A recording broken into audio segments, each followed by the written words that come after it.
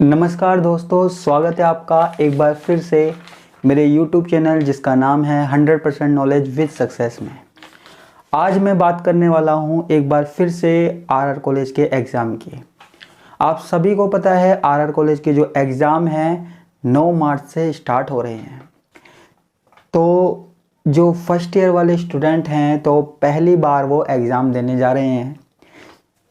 मुझे पता है जो बीएससी फर्स्ट ईयर में स्टूडेंट आए हैं पिछले 2 सालों से उन्होंने कोई एग्ज़ाम नहीं दिया है, क्योंकि 12th क्लास में भी उनको प्रमोट कर दिया गया था, 11th में भी वो ऐसे ही प्रमोट होकर पास हो गए थे। तो 2 साल के बाद किसी एग्ज़ाम को देना बहुत बड़ी बात है। तो मैं यहाँ पर आज उनके एग्ज़ाम के बारे में बात करने वाला हूँ कि वो एग्ज़ाम कैसे होने वाला है। तो उनका जो सबसे पहला एग्ज़ाम है, मैं बात करने वाला हूँ बीएससी के स्टूडेंट्स की जिनका पहला एग्ज़ाम केमिस्ट्री का है। बीएससी पास कोर्स की बात करने वाला हूँ। बाकी के स्टूडेंट्स भी हैं, सेकेंड ईयर थर्ड ईयर की बात मैंने पहले की हुई है, लेकिन आज मैं बात करने वाला हूँ बीएससी फर्स्ट ईयर के फर्स्ट सेम के first exam in organic chemistry की। तो आप में से ज़्यादातर लोगों को पता है कि मैं केमिस्ट्री पढ़ाता हूँ। तो आज मैं बात करने वाला हूँ इनऑर्गेनिक केमिस्ट्री की, अकार्बनिक रसायन की, कि उसका पेपर कैसा आएगा, उसमें किस तरीके के क्वेश्चन आएंगे, और मैं आपको इनऑर्गेनिक केमिस्ट्री के मोस्ट क्वेश्चंस बताने वाला हूँ जिससे आपको आने वाले एग्जामों में कोई प्रॉब्लम नहीं हो। तो आज मैं बात करने वाला हूँ इनऑर्गेनिक केमिस्ट्री की, ठीक है। और ये बात है आरआर कॉलेज के स्टूडेंट्स के लिए। तो जो भी आरआर कॉलेज के स्टूडेंट है, जो भी ये वीडियो देख रहे हैं और आरआर कॉलेज से हैं, तो मैं चाहता हूं कि आप ज़्यादा से ज़्यादा इस वीडियो को शेयर करें, मेरे चैनल को सब्सक्राइब करें। जो नए स्टूडेंट हैं, पुराने स्टूडेंटों ने तो किया हुआ है, ठीक है। और अगर ये वीडियो अच्छी लगी तो हम आगे भी ऑर्गेनिक केमिस्ट्री और फिजिकल केमिस्ट्री के मोस्ट क्वेश्चंस की वीडियो बनाएंगे, अगर इस वीडियो पर अच्छे व्यू आए तो इसलिए अपने जो भी आरआर कॉलेज के स्टूडेंट हैं, फ्रेंड है, उनको ये वीडियो ज़रूर शेयर कीजिएगा। तो हम बात करने वाले हैं इनऑर्गेनिक केमिस्ट्री की। तो यहाँ पे सबसे पहले हमारे पास है यूनिट नंबर 1, ठीक है। मैं आपको बता दूं केमिस्ट्री में जो 3 पेपर हैं, इनऑर्गेनिक केमिस्ट्री, ऑर्गेनिक केमिस्ट्री और फिजिकल केमिस्ट्री, तीनों में हमारे पास 5-5 यूनिट है, ठीक है। और हर यूनिट में से 2 क्वेश्चन आते हैं। अब की बार भी ऐसा ही होगा। जो हमारा सिलेबस है उस सिलेबस के अनुसार जो 5 यूनिट है, 5 यूनिट में हर यूनिट में से 2 क्वेश्चन आते हैं और 1 क्वेश्चन हमको करना होता है। हाँ, इस बार कुछ ऐसा कर दिया गया है कि आप 5 यूनिट में से जो 2-2 क्वेश्चन आते हैं, यानी कि टोटल 10 क्वेश्चन आते हैं, उनमें से आप कोई से भी 5 क्वेश्चंस कर सकते हैं। यानी कि जो यूनिट की बाध्यता है उसको समाप्त कर दिया गया है, ठीक है। लेकिन क्वेश्चन तो उन यूनिट में से ही आएंगे। तो किस तरीके के क्वेश्चंस आते हैं और कौन कौन से क्वेश्चन आते हैं, पिछले सालों में आए हुए हैं, और जो क्वेश्चन मोस्ट हैं वो मैं आपको बताने वाला हूं। ऐसा नहीं है कि यही आएंगे, लेकिन फिर भी इन क्वेश्चन से आपको पूरी हेल्प मिल जाएगी। और ये लगा लीजिए कि आपको लगभग 80% पेपर इसमें से मिल जाएगा, ठीक है। तो हम सबसे पहले बात करने वाले हैं यूनिट 1 की। यूनिट 1 में बच्चों, यूनिट 1 में हमारे पास जो पहला क्वेश्चन है वो है हमारे पास वीबीटी सिद्धांत, वीबीटी थ्योरी। आप सब ने वीबीटी थ्योरी, वीबीटी सिद्धांत पढ़ा है, 11th में पढ़ा है, 12th में थोड़ा बहुत पढ़ा है। इसके अलावा फर्स्ट ईयर में भी ये मोस्ट है। तो ये वीबीटी सिद्धांत, वीबीटी थ्योरी आपके पास एग्जाम में बहुत बार क्वेश्चन पूछा जाता है। हर दूसरे साल इसमें एग्जाम में क्वेश्चन पूछा जाता है। तो ये आपके लिए मोस्ट इंपॉर्टेंट है, ठीक है। वीबीटी से रिलेटेड चीज़ें आपको पढ़नी है कि वीबीटी क्या होती है, इसके पोस्टुलेट्स क्या होते हैं, ठीक है। ज़्यादातर स्टूडेंट्स ने मेरे यूट्यूब चैनल पे जो वीडियो है उनमें भी देखा होगा, और इसकी कौन कौन सी लिमिटेशन है उसके बारे में भी आपको पढ़ना है।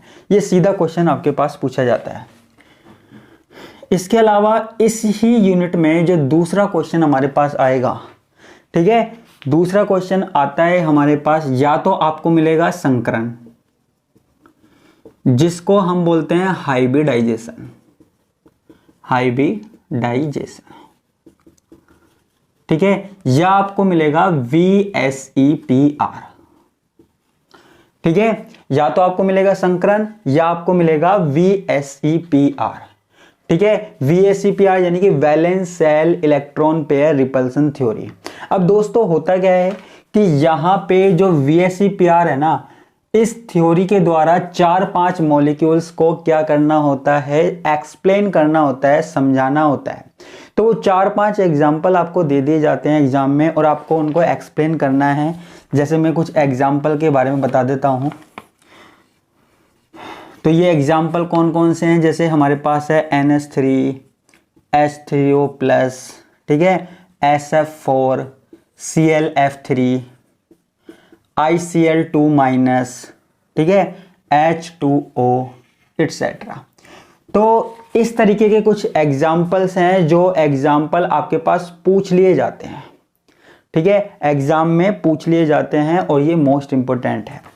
VSEPR द्वारा इन मॉलिक्यूल्स की व्याख्या करनी है आपको। ठीक है, तो अधिकतर बार ये क्वेश्चन आया हुआ है और अब की बार भी हो सकता है पूछ लिया जाए। तो ये हमारे पास किसकी बात हो गई, यूनिट फर्स्ट की बात हो गई। ठीक है, तो ये हमारे पास क्या है, यूनिट फर्स्ट है।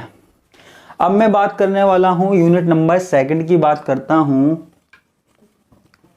ये है यूनिट नंबर सेकंड। देखो यूनिट नंबर सेकंड में भी जो क्वेश्चंस आ सकते हैं वो मैं आपको बता रहा हूं। ठीक है, तो वो क्वेश्चन कौन सा है, यूनिट नंबर सेकंड यानी कि तीसरा क्वेश्चन। ठीक है, तीसरा क्वेश्चन क्या आएगा, तीसरा क्वेश्चन आपके पास डेफिनेटली MOT में से पूछा जाएगा कि मॉलिक्यूलर ऑर्बिटल थ्योरी क्या है, आणविक कक्षक सिद्धांत क्या है। अब आणविक कक्षक सिद्धांत के अंदर बच्चों ढेर सारे एग्जाम्पल हैं। ठीक है, जिनको आणविक कक्षक सिद्धांत के द्वारा एक्सप्लेन करना है, जिनकी व्याख्या करनी है। तो उनमें जो सबसे मोस्ट एग्जाम्पल है ना, वो है O2, N2, CO, NO plus, इस तरीके के। तो ये जो एग्जाम्पल है ना, ये जो एग्जाम्पल है ये आपको एक्सप्लेन करने हैं। ठीक है, किसके द्वारा, MOT के द्वारा एक्सप्लेन करने हैं तीसरे क्वेश्चन में जो पॉसिबिलिटी बनती है। ठीक है, इसके अलावा आपके पास 2-3 कंपाउंडों को कंपेयर कराया जा सकता है, बॉन्ड ऑर्डर पूछा जा सकता है, जैसे O2-2, O2-, O2+, O2-2+। तो आपसे पूछा जा सकता है कि इनमें से सबसे ज्यादा स्टेबल कौन होता है और क्यों होता है, या इसके अलावा पूछा जा सकता है कि इनका बॉन्ड ऑर्डर क्या है। तो वो MOT के द्वारा आप बॉन्ड ऑर्डर को निकाल सकते हो, ऐसी कोई बड़ी बात नहीं है, मैंने बताया है। ठीक है, तो बॉन्ड ऑर्डर इसके द्वारा निकाल सकते हो। तो ज्यादा पॉसिबिलिटी है कि इनमें से आपको एक क्वेश्चन डेफिनेटली मिलेगा। ठीक है, पूरा नहीं कह सकते लेकिन डेफिनेटली इसमें से मिलेगा। और इसमें तीसरे क्वेश्चन में ही एक थोड़ी सी पॉसिबिलिटी हमारे पास बनती है कि MOT और VBT की तुलना, VBT की तुलना, comparison of MOT and VBT। MOT और VBT को कंपेयर किया जाए तो किस तरीके से वहां पर हमारे पास रिजल्ट प्राप्त होते हैं वो हमको बताना है। तो MOT और VBT की तुलना हम यहां पर कर सकते हैं। ठीक है बच्चों, तो ये हमारे पास यूनिट सेकंड में एक क्वेश्चन की बात हो गई, यानी कि थर्ड क्वेश्चन की बात हो गई। अब इसमें जो अथवा वाला चॉइस वाला क्वेश्चन आता है या आता था उसके बारे में बात करते हैं। जो अथवा वाला है उसमें मैं ज़्यादा कुछ नहीं बताऊंगा, हो सकता है तुम्हारे पास अथवा वाला क्वेश्चन भी इसमें से ही मिल जाए। ठीक है, जो दूसरा वाला आता है यानी कि क्वेश्चन फोर्थ जो आएगा, इसमें तुम्हारे पास है इलेक्ट्रॉन न्यून यौगिक।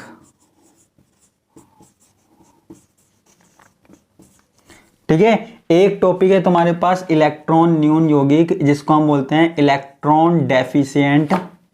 ठीक है, इलेक्ट्रॉन डेफिशिएंट कंपाउंड।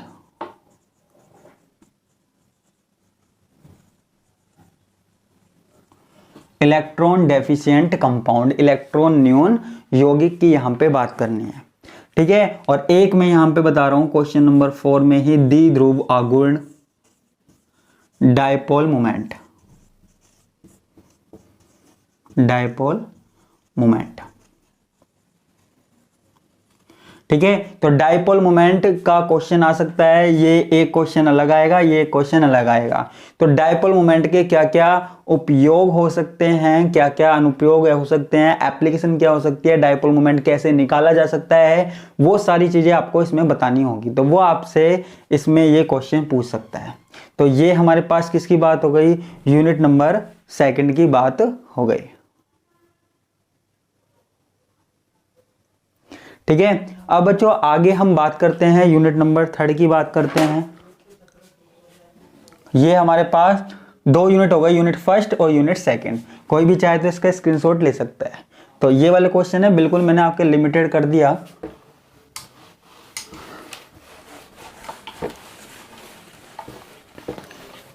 चार क्वेश्चन हो गए। इसके बाद हमारे पास है यूनिट नंबर थर्ड। ठीक है, यूनिट नंबर थर्ड यानी कि क्वेश्चन नंबर क्या है, 5वां क्वेश्चन हमारे पास। 5वां क्वेश्चन हमारे पास क्या है, त्रिज्या अनुपात नियम। त्रिज्या अनुपात नियम। ठीक है, रेडियस रेशियो लो।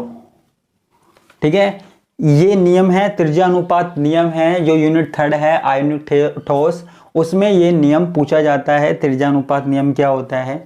इसके अलावा त्रिज्या अनुपात नियम के अंदर तुमको चतुष्फलकीय, मैं बता देता हूं, चतुष्फलकीय, टेट्राहेड्रल, ऑक्टाहेड्रल यानी कि अष्टफलकीय और घनीय यानी कि क्यूबिक, इन तीनों के लिए त्रिज्या अनुपात पूछ सकता है। मैं क्या बता रहा हूं, 3 है यहां पर, एक तो चतुष्फलकीय, एक अष्टफलकीय और एक घनीय। इन तीनों के लिए त्रिज्या अनुपात पूछ सकता है और वो तुम्हें कैलकुलेट करके निकालना है। ठीक है, तो एक क्वेश्चन तो ये हो गया। इसके अलावा इसमें एक क्वेश्चन है बोर्न हैबर चक्र। बोर्न हैबर चक्र, Born Haber cycle, Born Haber cycle. ठीक है, ये बोर्न हैबर साइकिल भी इसमें यहां पे आराम से क्वेश्चन बनता है आपके पास। ठीक है, ये क्वेश्चन नंबर 5 की बात हो गई। मैं टोटल 10 क्वेश्चन बताऊंगा और आप मिला के देखना एग्जाम में कि आपके पास कितने क्वेश्चंस बैठते हैं। वो तो आपकी किस्मत के ऊपर है कितने क्वेश्चन आते हैं, वैसे मेरे हिसाब से तो सारे आने चाहिए। क्वेश्चन नंबर 6 जो है ना, वो हमारे पास है फायांस नियम, या जिसको फैजांस रूल भी बोलते हैं, याद हो तो, जिसको हम बोलते हैं फैजांस रूल। ठीक है, फैजांस रूल। और इसमें एक टॉपिक और बता रहा हूं मैं, विलायकन ऊर्जा। ठीक है, वैसे मेरे हिसाब से आपको त्रिज्यानुपात नियम और बोर्न हैबर साइकिल करना चाहिए। बाकी का ये फायंस नियम और विलायकन ऊर्जा, इसके अंदर से क्वेश्चन तो आएंगे इसमें से, लेकिन इसमें से थोड़ा डीपली क्वेश्चन पूछ लिए जाते हैं। डीपली क्वेश्चन में आप अटक जाते हो। ठीक है, मुझे पता है, हालांकि वो क्वेश्चन इन टॉपिक में से पूछे जाएंगे, लेकिन डीपली क्वेश्चन में आप अटक जाते हो। इसके अलावा अब हमारे पास आती है यूनिट नंबर 4। ठीक है, अब यूनिट नंबर 4 में क्वेश्चन नंबर जो 7वां है, यहां पर आपको 2 थ्योरी याद रखनी है जिसने भी पढ़ी है। एक तो है मुक्त इलेक्ट्रॉन सिद्धांत। यूनिट नंबर जो 4 है ना, वो हमारे पास है मेटेलिक बॉन्ड, धात्विक बंध। उसमें 7वां जो क्वेश्चन है वो है मुक्त इलेक्ट्रॉन सिद्धांत, यानी कि फ्री इलेक्ट्रॉन थ्योरी। ठीक है, फ्री इलेक्ट्रॉन थ्योरी। और एक है संयोजकता बंध सिद्धांत। यहां पे भी हमारे पास वीबीटी आ जाएगी, लेकिन इसके लिए वीबीटी थोड़ी सी अलग है। सिद्धांत वैलेंस बॉन्ड थ्योरी, तो ये यहां पर वैलेंस बॉन्ड थ्योरी आ जाएगी, संयोजकता बंध सिद्धांत आ जाएगा। और एक इसमें थोड़ा सेमीकंडक्टर की बात करते हैं, अर्धचालक। कई बार छोटा सा टॉपिक पूछ लिया जाता है, अर्धचालक क्या होता है, सेमीकंडक्टर क्या होता है। ठीक है, तो आपको चालक, कुचालक, अर्धचालक के बारे में तो पता ही है। ठीक है, जिनमें विद्युत धारा प्रवाहित नहीं होती है, लेकिन कभी कभार उनमें हम किसी तरीके से विद्युत धारा प्रवाहित करवा सकते हैं कुछ तरीकों से, तो उनको हम सेमीकंडक्टर बोलते हैं, अर्धचालक बोलते हैं। तो वो भी इसमें कई बार टॉपिक पूछ लिया जाता है। इसके अलावा हमारे पास है क्वेश्चन नंबर 8। क्वेश्चन नंबर 8 में मैं आपको बता दूं कि आपको हाइड्रोजन बंध हाइड्रोजन बॉन्ड और वांडर वाल बॉन्ड पढ़ना है डेफिनेटली। ठीक है, हाइड्रोजन बॉन्ड क्या होता है, हाइड्रोजन बॉन्ड कितने प्रकार का होता है और हाइड्रोजन बॉन्ड के क्या क्या इफेक्ट होते हैं वो आपको पढ़ना है। ये मोस्ट इंपॉर्टेंट टॉपिक है। लगभग 95% चांस या 95 क्या लगभग 99% चांस है कि हाइड्रोजन बॉन्ड पूछा जाए। ठीक है, इसके अलावा अगर हाइड्रोजन बॉन्ड पूछा नहीं गया तो कोई बात नहीं, वांडर वाल बॉन्ड पूछा जाएगा। ठीक है, इन दोनों में से एक पूछा जाएगा। वांडर वाल बॉन्ड क्या होता है, वांडर वाल बॉन्ड किस तरीके से बनता है, तो ये चीजें यहां पे पूछी जाएगी। ठीक है, इसके अलावा हमारे पास आती है यूनिट नंबर 5 आती है। ठीक है, यूनिट नंबर 5 आती है। यूनिट नंबर 5 में क्या पढ़ना है, यानी कि अब हमारे पास है नवा क्वेश्चन।